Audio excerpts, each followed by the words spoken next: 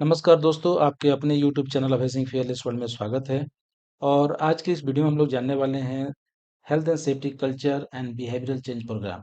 तो बिहेवियरल जो है कल्चर पे बहुत ज़्यादा इफेक्ट करता है, क्योंकि जैसा बिहेवियर वहाँ के लोगों का रहेगा वैसा ही वहाँ पे कल्चर होगा। तो आइए इसे स्टार्ट करते हैं। इस सेक्शन में हम लोग जानेंगे कि understand what contributes to an effective health and safety culture and climate and the impact that behaviour change programme can have on the culture. यानी कि इसका जो बिहेवियर प्रोग्राम है, इसका कल्चर और क्लाइमेट पे क्या इफेक्ट पड़ेगा। तो सबसे पहले हम लोग जानना पड़ेगा कि कल्चर और क्लाइमेट में डिफरेंस क्या है। कल्चर आप समझ लीजिए कि ये इसको डिफाइन ऐसे हम लोग करते हैं, एज ए डिफिनेशन यहाँ बहुत सारे दिए हुए हैं, आप पढ़ सकते हैं। ये एक शेयर्ड बिलीव है about the importance of health and safety in the work place. जैसा लोग बिलीव करते हैं, जैसा बिलीव अपना शेयर करते हैं एक दूसरे के साथ, ये वहाँ का कल्चर है। जबकि सेफ्टी क्लाइमेट है, वो ऑर्गेनाइजेशन का मूड है। मतलब कि ऑर्गेनाइजेशन मूड अभी कैसा है, इस बात पे डिपेंड करता है क्लाइमेट। तो सेफ्टी कल्चर के पॉजिटिव या निगेटिव कल्चर हो सकता है। निगेटिव कल्चर यानी कि पुअर कल्चर, यानी कि वहाँ पे जो बिलीव अबाउट सेफ्टी है वो अच्छा नहीं शेयर किया जा रहा, लोग उसको अच्छा नहीं मानते हैं। और इसके इंडिकेटर हो सकते हैं, जैसे आप देख रहे हैं हाउस कीपिंग अच्छा है, यानी कि positive indicator. House keeping poor है, यानी कि यहाँ पे पुअर कल्चर है। तो जैसा ये ज़्यादा या कम होगा, उसी का वहाँ पे कल्चर डिसाइड होगा। जैसा आप देख रहे हैं कि अगर वहाँ पे वियरिंग ऑफ पीपीई ज़्यादा हो रहा है, कल्चर अच्छा है। और अगर अच्छा नहीं है तो पुअर कल्चर है।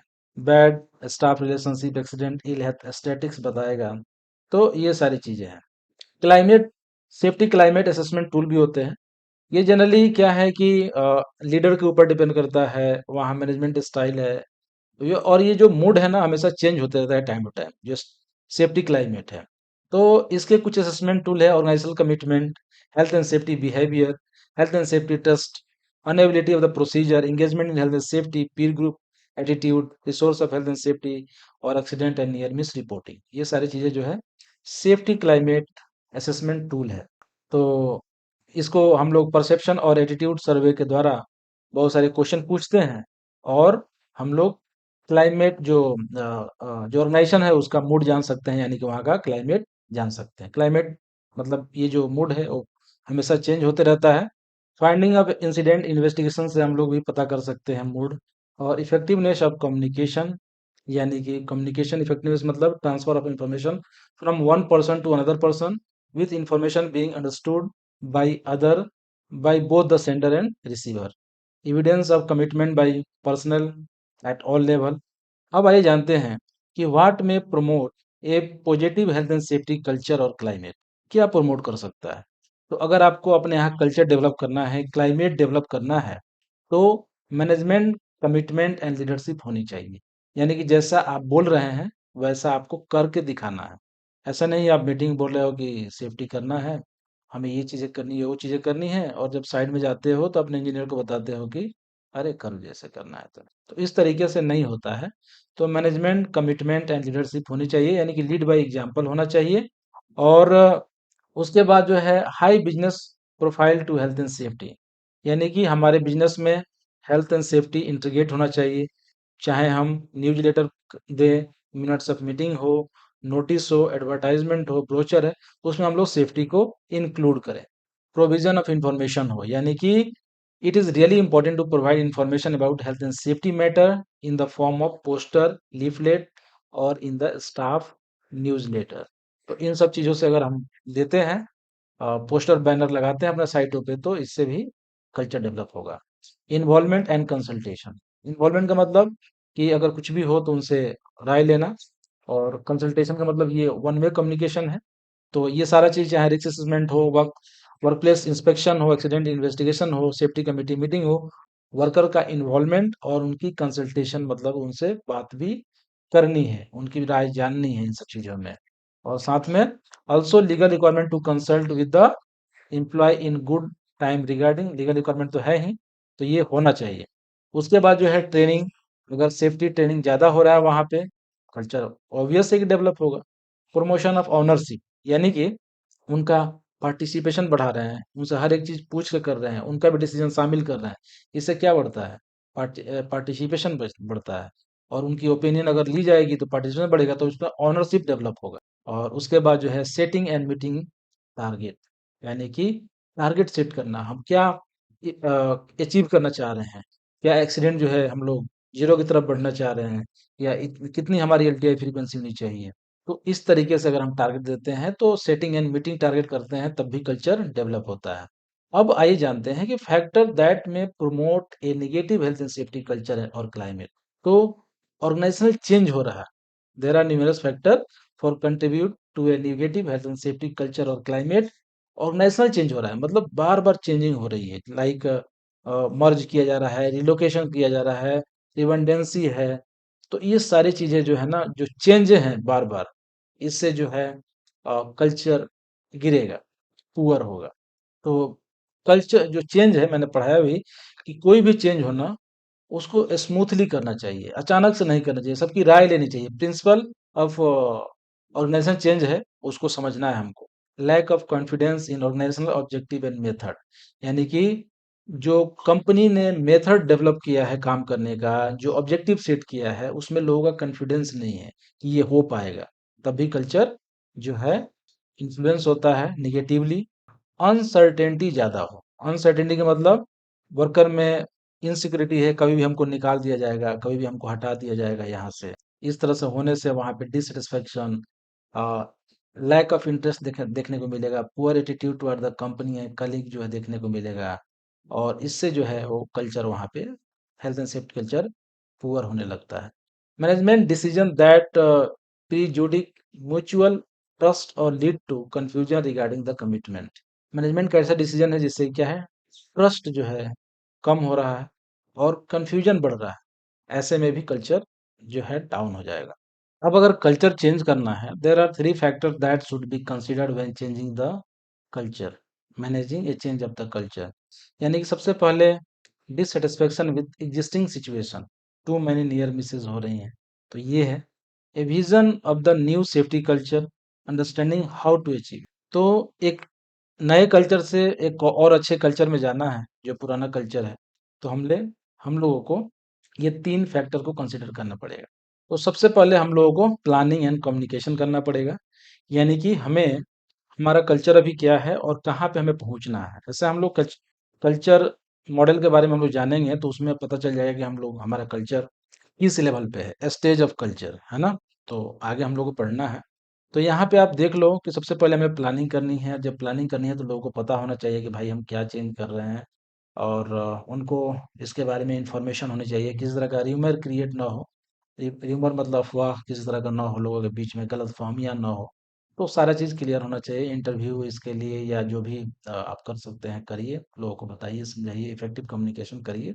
साथ में स्ट्रॉन्ग लीडरशिप होना चाहिए, यानी कि management at all level need to demonstrate strong leadership and not give inconsistent or mixed message. सब लोग एक ही जैसी बात बोलेंगे, सब लोग मिक्स मैसेज नहीं देना है। इनकंसिस्टेंट आपको नहीं होना है, हमको कंसिस्टेंट होना है, मतलब एक जैसा हर जगह एक बराबर। और साथ में ग्रेजुअलिस्ट होना है, यानी कि स्टेप बाय स्टेप अप्रोच हमारा होना चाहिए। अगर स्टेप बाय स्टेप अप्रोच होगा तब जाके हम लोग चीज़ों को धीरे धीरे कर सकते हैं। अचानक से चेंज तो कोई एक्सेप्ट नहीं करता है। तो इसके लिए ये हमारा स्टेप बाय स्टेप, एक बार टू मैनी चेंजेस नहीं करनी है, आराम आराम से करनी है। अब कौन कौन से एक्शन है जो प्रमोट चेंज करते हैं, डायरेक्ट और इनडायरेक्ट एक्शन है। वर्करों का स्ट्रॉन्ग वर्कर इंगेजमेंट होनी चाहिए, क्योंकि उनके बिना इंगेजमेंट के पूरी तरह से चेंज करना मुश्किल है। तो culture change is not sole responsibility of the management, there also have to be significant communicate commitment from the employee who must recognise the need for the change. तो ये होना चाहिए। और साथ में ट्रेनिंग एंड परफॉर्मेंस मेजरमेंट, यानी कि training तो होनी चाहिए उनके, और साथ में हमारा परफॉर्मेंस कितना हुआ, जो हमने सेट टारगेट किया था, क्या हमने अचीव किया कि नहीं। तो परफॉर्मेंस मेजरमेंट होना चाहिए ताकि इंटरेस्ट बढ़े। और साथ में इंसेंटिव स्कीम हो परफॉर्मेंस के ऊपर, कि ये चेंज हुआ तो इस तरह की हमें पैसे मिले, या जिस तरह का भी इंसेंटिव हो सकता है मिले। और इम्पोर्टेंस ऑफ फीडबैक, अगर कुछ चेंज होता है फीडबैक बहुत ज़रूरी है, क्योंकि फीडबैक होने से और जो है वहाँ पे लोगों को अच्छा लगता है और चेंज करते हैं। Change to the working environment, वहाँ पे एनवायरनमेंट को भी चेंज करना है, like welfare facility, good lighting, suitable rest area, employ will feel cared for and this will resonate through the, साथ में building trust in the workforce. Building trust करेंगे, यानी कि जो आपने बोला उस तरह से किया, तो इस तरह से क्या होगा, एक ट्रस्ट बिल्ड होता है। और जब ट्रस्ट बिल्ड होगा तो कल्चर चेंज होगा ही होगा। अब इसमें चेंज करने में क्या प्रॉब्लम एंड पिटफॉल आता है। तो जब भी हम चेंज करते हैं तो क्या-क्या प्रॉब्लम एंड पिटफॉल आता है। सबसे पहले, चेंजिंग कल्चर टू रैपिडली। कई बार चेंज बहुत फास्ट करते हैं, जो कि अ, उतने फास्ट लोग अकोमोडेट नहीं कर पाते हैं, तो नहीं करना चाहिए। तो स्लो करना चाहिए ताकि लोग धीरे-धीरे चीज़ों को ले पाएँ। एक टाइम लगता है ना? साथ में adoption too broad an approach. ज़्यादा ब्रॉड अप्रोच हम लोगों ने ले लिया, छोटे-छोटे हम लोगों को चेंज करने चाहिए, बड़े बहुत बड़े एस्पेक्ट में। साथ में absence of trust in the communication, जो बोला गया वो करते नहीं हैं, मिसट्रस्ट है, अनसर्टेनिटी है, ऐसे में क्या होगा, रिलेशन ब्रेक होगा। और पुअर कम्युनिकेशन ये सब चलेगा तो वहाँ पे कॉन्फ्लिक्ट आएगा। साथ में आप देखेंगे, कोई भी चेंज होता है ना तो बहुत सारे लोग चेंज करना नहीं चाहते हैं, वो रेसिस्टेंस टू चेंज होते हैं। तो ऐसे को भी चेंज हो सकता है, बट उसमें एक टाइम लगता है। इसका क्यूबलर रोज मॉडल है, उसमें चेंज को कैसे एक्सेप्ट करते हैं लोग, तो उसका भी हमें ध्यान देना चाहिए। तो आप देखेंगे कि ओल्डर पीपुल जो है ज़्यादा रेसिस्टेंस होते हैं किसी भी चेंज के, और नए लड़के जो हैं, नए पीपुल हैं, वो आसानी से लोग जो है एक्सेप्ट कर लेते हैं। अब मैंने बताया कि कल्चर नापने का एक पैरामीटर होता है, यानी कि सेफ्टी कल्चर मैच्योरिटी मॉडल। तो आप देखेंगे कि कल्चर नापने का एक तरीका है। तो सेफ्टी कल्चर मैच्योरिटी मॉडल जो है, HSC, in the UK by doctor Mark Fleming के द्वारा safety culture maturity model produce किया गया था, जिसमें आप देखिए ये ऑयल एंड गैस इंडस्ट्री के लिए था। और ये जो है 10 इंडिकेटर लिए गए थे कल्चर को नापने के लिए। यानी कि पहला, management commitment and visibility. Second, communication, productivity versus safety. Fourth जो है लर्निंग ऑर्गेनाइजेशन। फिफ्थ जो है safety resources. Six, participation. Seven, shared perception about safety. Eight जो है ट्रस्ट और नाइन्थ जो है industrial relation and job satisfaction. Tenth जो है ट्रेनिंग। तो ये 10 पॉइंट्स के बेसिस पे, इंडिकेटर के बेसिस पे कल्चर उन्होंने नापा था। तो उन्होंने इसके 5 स्टेप बताया, यानी कि there is 5 stages of the safety culture. किसी भी ऑर्गेनाइजेशन में इसी 5 स्टेज पे, किसी किसी न किसी एक स्टेज पे हमारा ऑर्गेनाइजेशन होगा। तो आप जैसा कि आप देख पा रहे हैं, सबसे फर्स्ट स्टेज है इमर्जिंग, और सेकंड है मैनेजिंग, थर्ड है इन्वॉल्विंग, और फोर्थ है कोऑपरेटिंग, और फिफ्थ है कंटिन्यूअल इम्प्रूवमेंट। तो आपका ऑर्गेनाइजेशन किस लेवल पे है, आप इसको जब पढ़ेंगे तो मालूम चल जाएगा कि आप क्या कर रहे हैं, क्या नहीं कर रहे हैं। इसी के ऊपर जो है वो 10 इंडिकेटर था, उसके ऊपर पता चल जाएगा कि हमारे ऑर्गेनाइजेशन में सेफ्टी कल्चर किस लेवल पे है। तो मैंने बोला कल्चर क्या होते हैं, निगेटिव पॉजिटिव होते हैं, लेकिन अब इसका एक लेवल तो होना चाहिए ना, भाई हम किस लेवल पे कल्चर हमारा है, आपका कल्चर किस लेवल पे है। तो उसके नापने के लिए ये तरीका है। तो सबसे पहले लेवल में क्या होता है मैं बता देता हूँ। तो safety is seen as the responsibility of the safety department, not as the key business issue. An accident are an occupational hazard. मतलब एक्सीडेंट तो होते हैं ऐसा लोग मानते हैं, जबकि सेफ्टी जो है केवल सेफ्टी ऑफिसर की जिम्मेदारी है। वहां का जो सेफ्टी रिस्पॉन्सिबिलिटी लिया हुआ है उसकी जिम्मेदारी है, बाकी लोग तो फ्री रहते हैं। ऐसा कहीं है, मतलब समझ लो कि आप लेवल 1 पे हो। लेवल 2 मतलब क्या, कि safety as a seen as the business risk and solution are based around the compliance with the procedure and engineering control or accident through about average for the sector and are seen as the preventable, but the perception is largely that there are due to unsafe behavior of the workers। यानी कि अगर मैं इसको हिंदी में समझाऊं तो safety जो है उसको बिजनेस रिस्क में देखा जाता है, बट हमको प्रोसीजर है उसको कंप्लायंस करना है ना। जो भी इंजीनियरिंग कंट्रोल है, गार्ड वगैरह लगाना, वो लगाते हैं। और लोग मानते हैं कि जो सेफ्टी जो एक्सीडेंट होता है वो किसके कारण होता है, उनसे बिहेवियर के कारण ही होता है, जबकि इसके पहले और ज्यादा कुछ नहीं समझते हैं। तो ऐसे कहीं पे अगर है तो सेकंड लेवल पे है। थर्ड लेवल इन्वॉल्विंग है ना। इन्वॉल्विंग का मतलब आप समझ रहे हो, यानी कि इसके कुछ अपनी क्राइटेरिया है। Accident rate has fallen, but rate कम है यहाँ पे एक्सीडेंट का। In levelling off and management and understand that their decision can contribute to accident. यानी कि मैनेजमेंट मानता है कि हमारे डिसीजन पे ही एक्सीडेंट हो सकता है, नहीं हो सकता है, मतलब जैसा हम डिसीजन लेंगे वैसा होता है। और यहाँ पे मेजोरिटी ऑफ जो स्टाफ है अपनी हेल्थ एंड सेफ्टी रिस्पॉन्सिबिलिटी समझता है ना, और willingly to work with the management, और उससे वो ऐसा काम करने के लिए भी तैयार है। तो safety is monitored using data gather by the organisation. तो ऐसे कहीं पे है तो लेवल थर्ड है। लेवल फोर्थ में क्या है कि कोऑपरेटिंग, यानी कि majority of employ understand that moral and financial importance of safety and take responsibility for their own safety। मैंने समझते हैं भाई एक्सीडेंट नहीं होगा मेंटेन, तो मोरली ठीक नहीं है और साथ में फाइनेंशियली भी ठीक नहीं है, कंपनी को लॉस होगा, हमें भी लॉस होगा। ऐसा कहीं और किसी ऑर्गेनाइजेशन में अगर कोई समझ रहा है, अगर वहां पे आप सर्वे करते हो तो यानी समझ जाना कि वहां पे फोर्थ लेवल पे कल्चर है।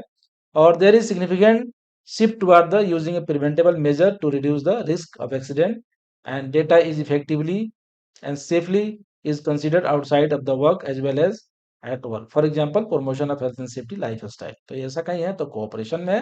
और फिफ्थ जो है कंटिन्यूअली इम्प्रूविंग, यानी कि वो सारे पीछे वाले तो कर ही रहे हैं, हमेशा इंप्रूव करने के लिए कुछ कुछ नया कर रहे हैं, यानी कि accident seen as a preventable in the workplace and at home, and this is seen as the core business belief. और साथ में organisation is not com- complacent about the fact that there has been long period several years since the last major injury or high potential incident, and safety is always seen as the being on the agenda। यानी कि बहुत fatal accident बहुत पहले हुआ, लगभग कई सालों से एक्सीडेंट वहां नहीं हुआ है, फैटिलिटी नहीं हुई है, मेजर इंजरी नहीं हुई है, और हर एजेंडा में सेफ्टी को शामिल किया जाता है।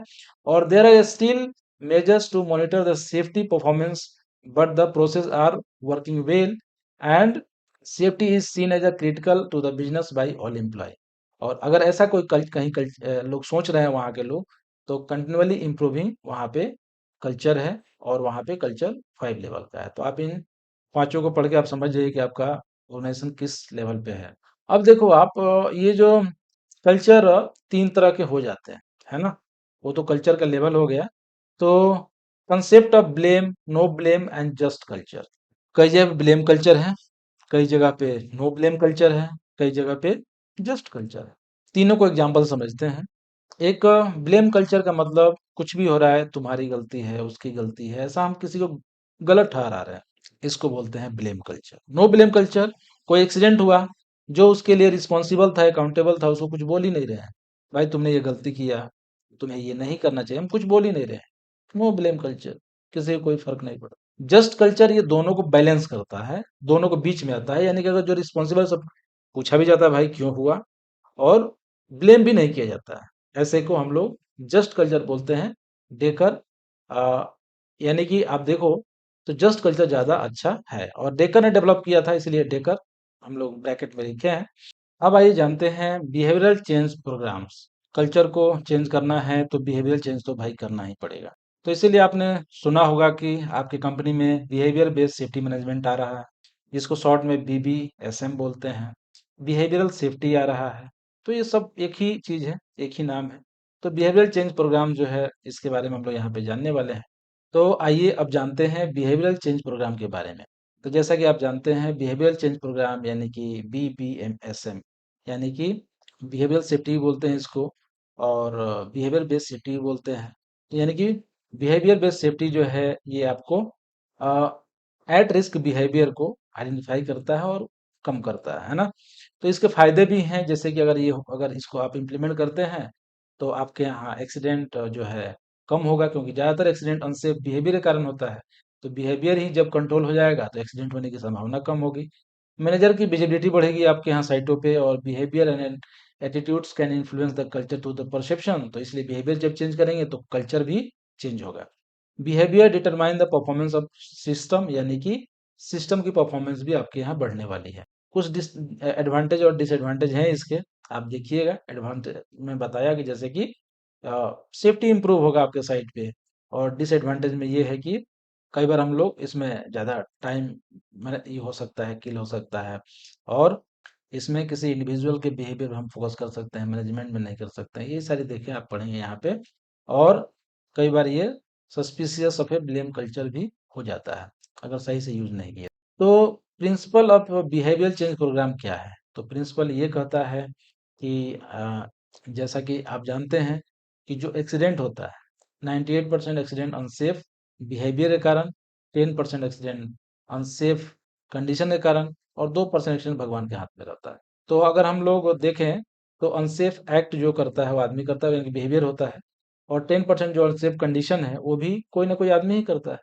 तो देखें तो 98% एक्सीडेंट को हम लोग रोक सकते हैं अगर बिहेवियर चेंज प्रोग्राम को अच्छे से अपने यहाँ इम्प्लीमेंट करते हैं तो इसके सबसे कुछ फंडामेंटल प्रिंसिपल ये है कि सबसे पहले अपने ऑर्गेनाइजेशन में आप आइडेंटिफाई करना पड़ेगा कि व्हाट इज सेफ बिहेवियर और व्हाट इज अनसेफ बिहेवियर, यानी कि व्हाट इज डिजायर्ड बिहेवियर और व्हाट इज अनडिजायर्ड। आप क्या चाहते हैं चेंज करना, आपको आइडेंटिफाई करना पड़ेगा। तो चेंज करने में कि आप क्या चाहेंगे, जैसे कि आपका जो भी सेफ्टी रूल प्रोसीजर बने हुए हैं उसके अकॉर्डिंग अगर कोई काम करता है तो आपका डिजायर्ड बिहेवियर है, और उसके तरीके से नहीं करता है यानी कि अनडिजायर्ड है। जैसे आपने बोला है कि कोई भी कटिंग वेल्डिंग करना है तो ग्लव्स पहनना, ये एक आपने प्रिंसिपल बनाया है, अपने यहाँ एक प्रोसीजर बनाया है। अगर ये ऐसा कोई करता है तो डिजायर्ड बिहेवियर है, नहीं करता है तो अनडिजायर्ड है, और नहीं करता है तो इसी को एट रिस्क बिहेवियर ही बोलते हैं। तो अगर आपको ये सब करना है, चेंज करना है, तो इसके स्टेप हैं। 6 स्टेप जो है यहाँ पे सजेस्ट किया गया है कि सबसे पहले आपको क्या करना पड़ेगा। तो step of behaviour change programme, यानी कि सबसे पहले आप देखिए आइडेंटिफाई करना पड़ेगा स्पेसिफिक ऑब्जर्वेबल बिहेवियर, यानी कि क्या डिजायर्ड है क्या अनडिजायर्ड है वो आपको आइडेंटिफाई पहले करना पड़ेगा। उसके बाद आपने अगर आइडेंटिफाई कर लिया डिजायर्ड अनडिजायर्ड तो आप अगले लेवल में जाएंगे, आप मेजर करेंगे, यानी कि measure of the level of the desired behaviour, यानी कि जो आप चाहते हैं चेंज करना वो अभी किस लेवल पे है और किस लेवल पे लेके जाना चाहते हैं। आप नापेंगे 100 में तभी तो मालूम चलेगा ना कि भाई अभी 10% हमारा डिजायर्ड बिहेवियर हो रहा है और इसको 100 करना है। तो हम पहले मेजर करेंगे, मेजर करने के लिए फॉर्म है आगे में, आप टेंशन मत लीजिए। तो इस तरह के तरीके से करना पड़ेगा। उसके बाद उस बिहेवियर होने के पहले क्या क्या एंटीसीडेंट्स है, माने किस कारण से आदमी वैसा बिहेवियर कर रहा है। हेलमेट नहीं पहन रहा है तो क्यों नहीं पहन रहा है, क्या हेलमेट खराब है, क्वालिटी ठीक नहीं है, खुजली हो रहा है, क्यों हो रहा है, जो भी देखना है ना। और साथ में इसके कंसिक्वेंस, अब कंसिक्वेंस क्या है, अगर कोई नहीं पहनता है तो इसके क्या कंसिक्वेंस हो सकते हैं, है ना, वो भी चीजें आइडेंटिफाई करनी है। उसके बाद जो है हमें अपने वर्करों को ट्रेन करना है, ट्रेंड कर देंगे ऑब्जर्व करने के लिए, रिकॉर्ड करने के लिए, रिइंफोर्स करने के लिए क्रिटिकल बिहेवियर को। तो इस तरीके से पीर ऑन पीर और involve manager depending on the organisational maturity जैसा हो करेंगे। और फिफ्थ जो है प्रोवाइड इमीडिएट फीडबैक, अगर कोई आदमी सही कर रहा है ना तो उसको फीडबैक देना है, गलत भी कर रहा है तभी फीडबैक देना है, प्रेज करना है, रिवार्ड देना है। ऐसा करते हैं तो बिहेवियर चेंज होगा। मान लेते हैं कि कोई आदमी हेलमेट नहीं पहना है तो स्किप नहीं करना है, आप जाके बोलना है भाई हेलमेट नहीं पहनोगे आपको चोट लगेगा, हेलमेट पहनना चाहिए, आपको क्या दिक्कत हो रहा है बताइए। यानी कि तुरंत पूछना है, बोलना है, टोकना है ना। तो ये टोकना बोलना ही क्या है, अनसेफ बिहेवियर को चेंज कर देगा सेफ बिहेवियर में, है ना।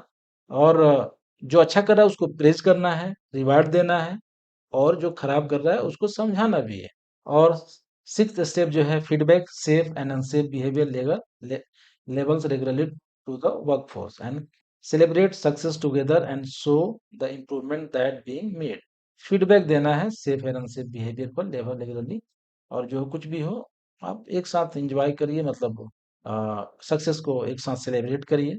तो इस तरीके से हम लोग जो है ये 6 स्टेप में हम लोग बिहेवियर चेंज प्रोग्राम को अपने यहाँ इम्प्लीमेंट कर सकते हैं।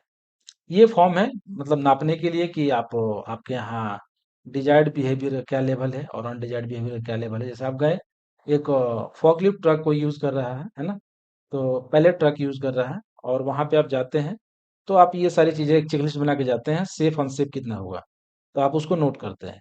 तो ये सेफ है ये अनसेफ है ना। टोटल को जोड़ देंगे परसेंटेज निकल जाएगा, सेफ देख रहे हैं ज्यादा है, अनसेफ कम है, यानी कि 75% सेफ, 24% अनसेफ, यानी कि अब 24% को हमको अचीव करना है। तो हम लोग परसेंटेज ऑफ सेफ बिहेवियर कैसे नाप सकते हैं, तो some of the safe observation, some of the safe and some of the unsafe total observation into 100 करके हम लोग निकाल सकते हैं।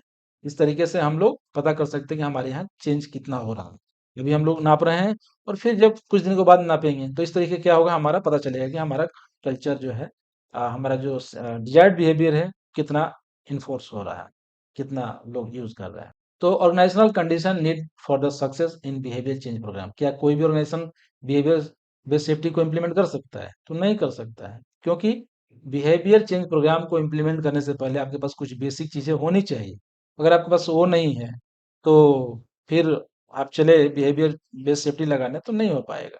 तो हम बिहेवियर बेस्ड सेफ्टी जो इम्प्लीमेंट करेंगे, उसके लिए आप देख लो, ये होना चाहिए। यानी कि सबसे पहले आपको ये है सेफ्टी परफॉर्मेंस, एक्सीडेंट फ्रीक्वेंसी और एक्शन बिहेवियरल चेंज। यानी कि आपके यहाँ ज़्यादा एक्सीडेंट हो रहा है, आपके यहाँ टेक्नोलॉजिकल फिजिकल कंडीशन अच्छा होना चाहिए, यानी कि आपके पास मशीन वगैरह सब सही हो, है ना? और फिजिकल कंडीशन उसकी सब ठीक ठाक हो, सब कुछ मशीन प्लांट मशीनरी सब ठीक है, तब आप जाके बिहेवियर के ऊपर काम कर सकते हो। प्लांट आपका मशीन ही खराब है, अनसेफ कंडीशन में है, तो फिर आप वहाँ बिहेवियर बेस्ड सेफ्टी लगा के बेनिफिट नहीं ले पाओगे। तो सबसे पहले टेक्नोलॉजिकल और फिजिकल आपका कंडीशन ठीक होनी चाहिए। उसके बाद आपके यहाँ वर्क सिस्टम एंड प्रोसीजर भी होनी चाहिए। आपके यहाँ कोई प्रोसीजर ही नहीं है काम करने का, तो कैसे मालूम चलेगा क्या डिजायर्ड बिहेवियर है, क्या अनडिजायर्ड बिहेवियर है? तो इसलिए आपको वर्क सिस्टम एंड प्रोसीजर आपके यहाँ होना चाहिए। और उसके बाद people centred and culture approach, तब हम लोग इसको पीपल सेंटर्ड हो और कल्चर अप्रोच हो, तब जाके हम लोग बिहेवियर बेस्ड सेफ्टी को इम्प्लीमेंट कर सकते हैं, है ना? तो ये कुछ कंडीशन है। तो एक स्टडी में पाया गया, जैसा कि आप देख रहे हैं कि एक स्टडी किया गया जिसमें वर्कर्स को ईयर प्लग दिया गया पहनने के लिए हाई नॉइस लेवल में। इनिशियली इसका यूज लोग कितना परसेंट कर रहे थे? 35%। जो डिजायर्ड बिहेवियर नापा गया, तो उसमें 2 मंथ का प्रोग्राम इम्प्लीमेंट किया गया, ये बिहेवियर चेंज प्रोग्राम। यानी कि हमें नापना है, लोगों को समझाना है, बताना है। और वहां पे ऐसा करने के बाद देखा गया कि जो लोग पहन रहे थे उनको रिवार्ड दिया गया, उनको अप्रिसिएशन मिला। तो ये इंक्रीज हो गया 35 से 90%। और ये 90% हो गया, तो फिर इसको 2 महीने के बाद फर्दर 3 महीना और मेंटेन किया गया, है ना? तो ऐसा करने के बाद सारे रिवार्ड रिकॉग्निशन को हटा दिए गए, ठीक है? फिर बाद में देखा गया कि लोग इसको कंटिन्यू कर रहे हैं, यानी कि बिहेवियर उनका जो चेंज हुआ वो हैबिट में बदल गया। और इस तरीके से डिहाइड जो डिजायर्ड बिहेवियर है वो पॉजिटिवली रीइंफोर्स हो गया। तो इस तरीके से हम देख रहे हैं कि सेफ्टी कल्चर को चेंज करना है, तो सेफ्टी चेंज प्रोग्राम को इम्प्लीमेंट करें तो ज़्यादा अच्छा है। तो आई होप जो है आपको ये सेशन अच्छा लगा होगा। अगर आप हमारे चैनल पे नए हैं, सब्सक्राइब करें, अपने दोस्तों के साथ शेयर करें। और अगला जो लेक्चर है वो है आपका traditional and proactive safety management.